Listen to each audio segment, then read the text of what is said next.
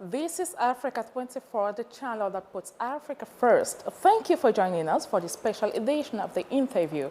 Today we are joined by Sandrine Umutoni, Minister of State for Youth and Arts of Rwanda.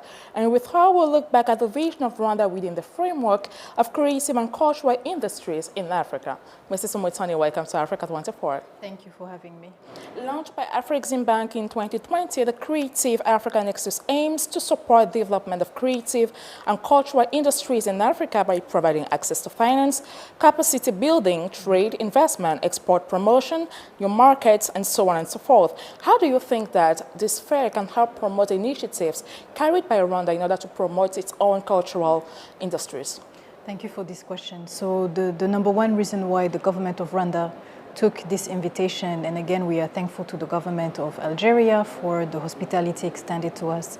So in the context of the relationship we have with the Afrexim Bank, and more specifically CANEX, we are on a journey, at least for the government of Rwanda, to promote the creative economy at the same level as we promote any other kind of economy around the country. So with the arts being welcomed by Ministry of Youth since last December, we are on a journey of identifying partners who have the same objectives as us, meaning to see the great potential for the creative economy, the potential it has for job creation, but not just job, but decent job creation, the potential it has for convening people, but also creating sustainable development across communities. We have seen through the different artists who have made it in Rwanda that through the art that they possess, they're able to uplift not only their families, but entire communities because they create employment for others.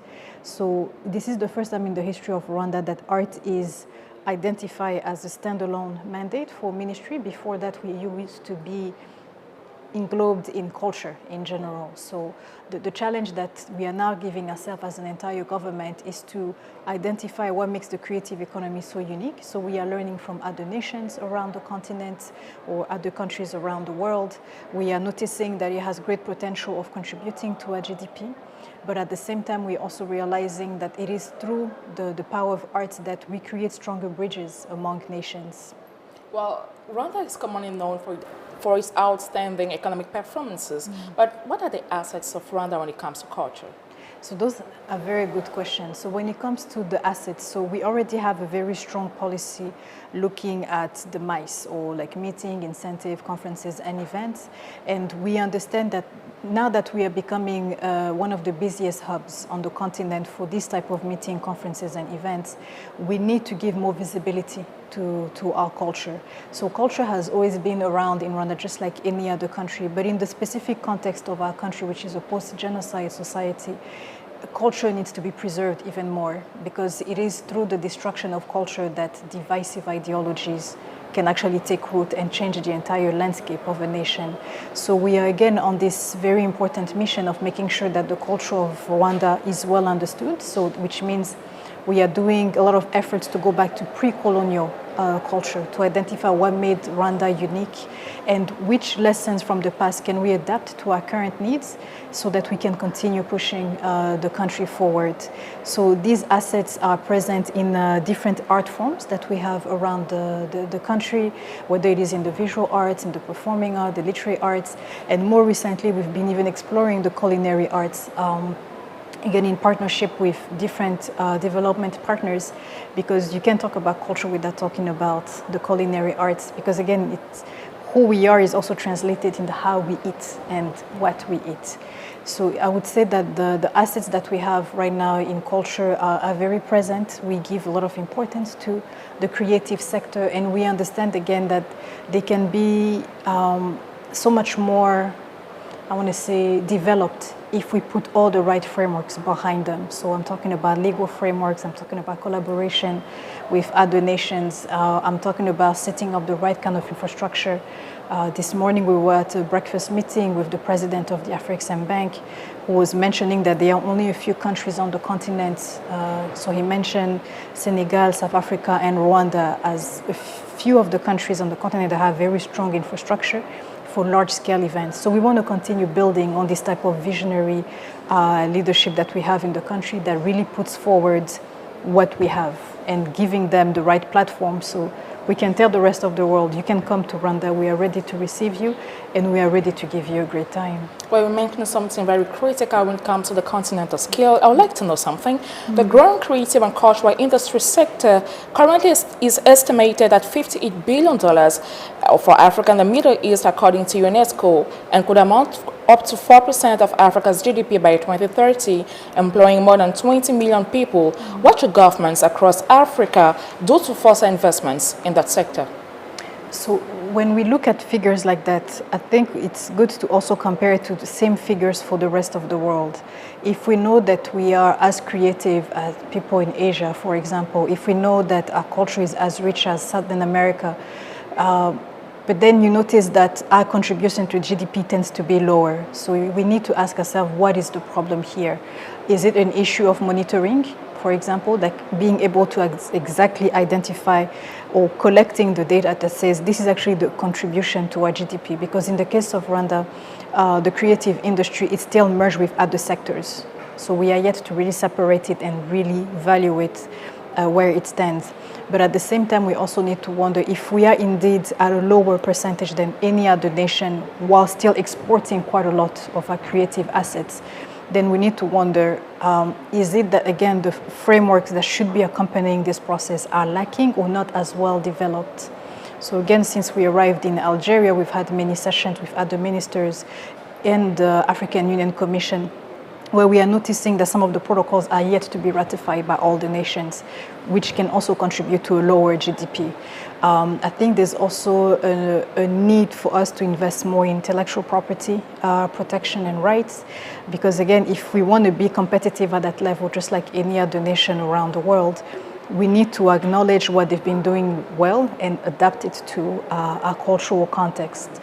So I believe that from the conversations that we've been having here with the different ministers of culture, arts, or even tourism, I believe that there is a strong push right now for us to do things the right way, to put more means behind it. And again, being here at Canex and seeing everything that's going on in terms of connecting the different creatives, we have the right momentum, and with the support of the AfriXM Bank that's willing to put, more resources behind this type of challenges, we understand that we are not alone, but we need to work harder. We need to work harder. And what about intra-African trade, which is hindrance by tariff and non-tariff barriers? How can we solve that situation?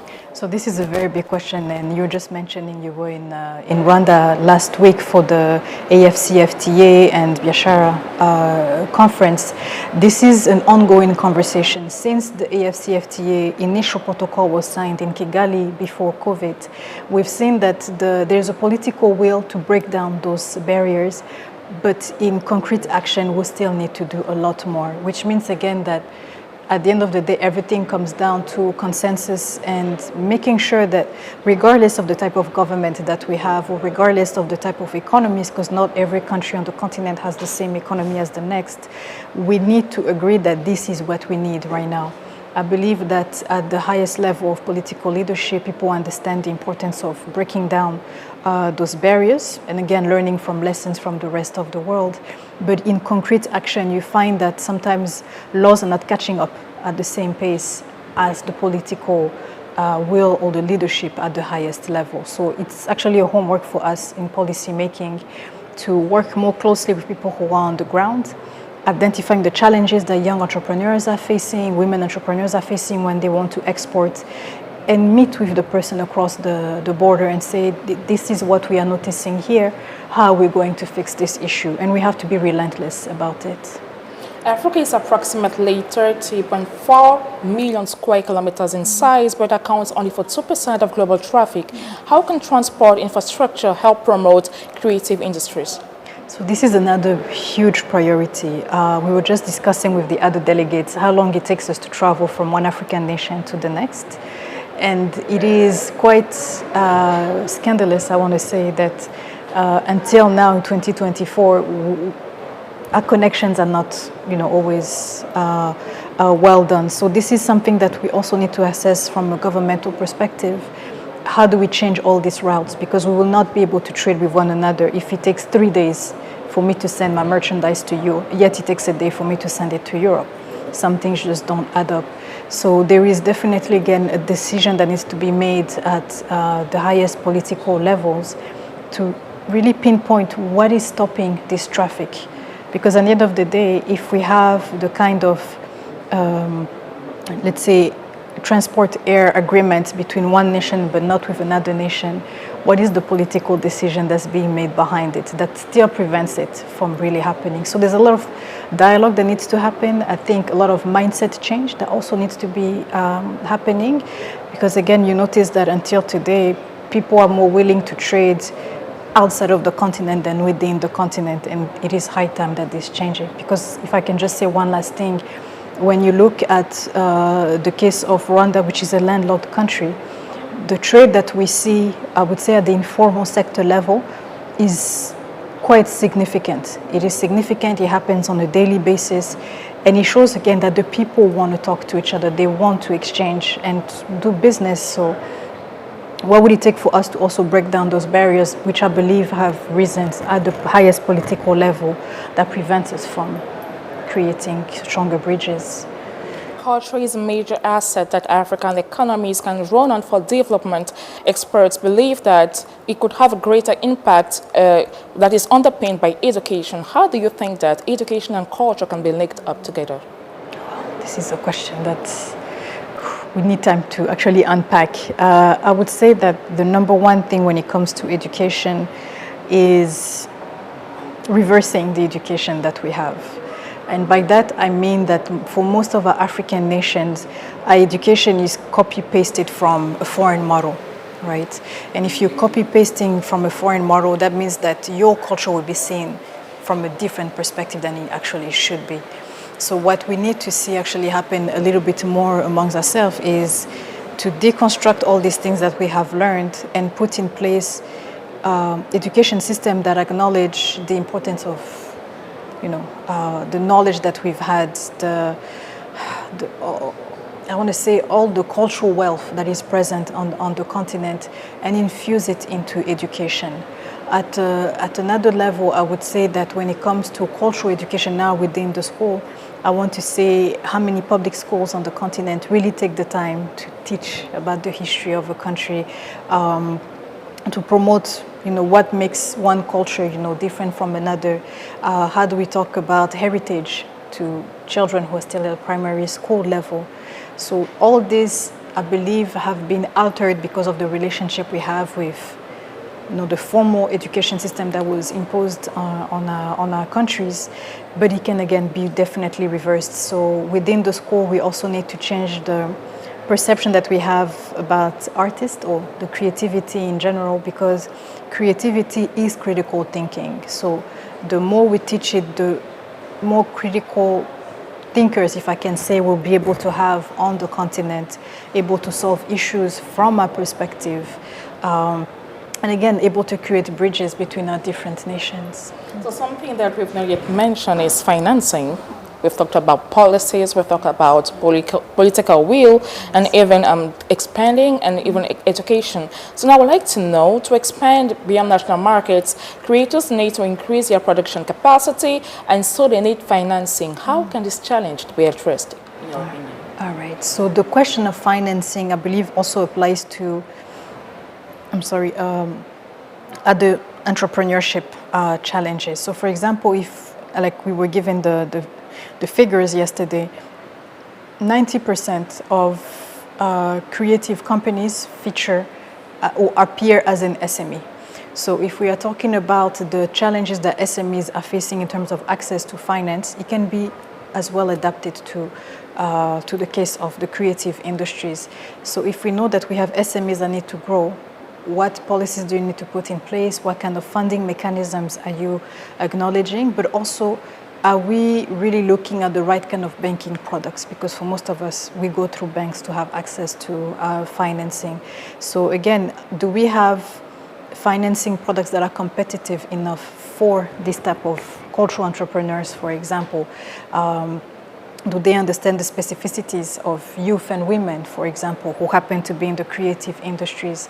And if so, how do they adapt the funding models so that someone can be eligible for financing, but also is eligible for repayment at a different rate than somebody else who might be in the export business. I believe that the financing issue is not one that has no answers. Again, if we are in the business of creativity, we have to be creative about everything else around us. But I believe that it takes a bit more conversation with the banking sector so they understand, again, the specificities of the creative industries, but they also given the right data so they can see the weight of the creative economy for the country so that they don't feel like they're just throwing money out of the window. Thank you very much, Mrs. Sandrine Umutoni, for answering Africa 24's English questions. We hope to see you soon. Thank you. On Thank our you. channel. Thank you so much. Ladies and gents, here comes the end of this interview, but please stay tuned to Africa 24 English for more.